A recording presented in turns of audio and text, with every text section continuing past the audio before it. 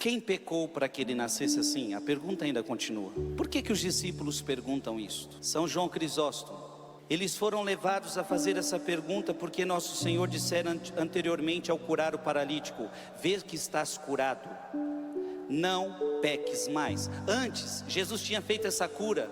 Levanta um paralítico e fala para o paralítico: de agora em diante não peques mais. Então os discípulos ficaram com aquilo na cabeça, pensando a partir disso que o homem fora paralisado por causa dos seus pecados. E o que eles entenderam? Então esse homem está paralítico por causa dos pecados dele, porque Jesus falou: levanta e teus pecados estão perdoados, não peques mais. Pensando a partir disso que aquele homem fora paralisado por causa dos seus pecados, dizem: aquele outro homem ficou paralisado por causa dos seus pecados. Mas que dirias tu deste homem? Teria ele pecado? Como podes dizer isso, uma vez que ele nasceu cego?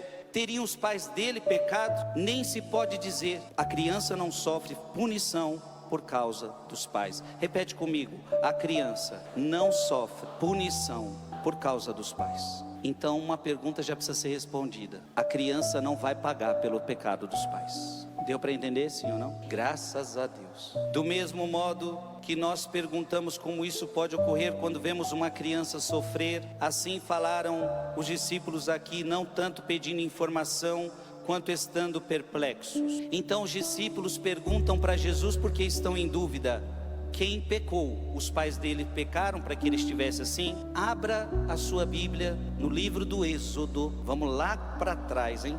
E por que os discípulos estão perguntando isso? Êxodo 20. Porque havia uma concepção no Antigo Testamento, e várias passagens vão falar sobre isso, de que o pecado dos pais passava para os filhos. Essa era uma concepção do Antigo Testamento. Eles acreditavam que o pecado dos pais passava para os filhos. Eles não conseguiam encontrar respostas para o que aconteciam com as crianças, e eles chegaram a essa conclusão: ora, só pode ser que o pecado dos pais passou para os filhos. E Deus vai fazer o povo de Israel esquecer essa mentalidade. E agora eu vou lá no Antigo Testamento, e nós vamos ver que já no Antigo Testamento essa mentalidade é superada. Êxodo capítulo 20, versículo 5. O que está escrito aí? Não te prostrarás diante delas e não prestarás culto. Eu sou o Senhor teu Deus, um Deus zeloso, que vingo a iniquidade dos pais nos filhos, nos netos e nos bisnetos daqueles que me odeiam. O que a palavra está dizendo? Que Deus se vinga do pecado dos pais nos filhos,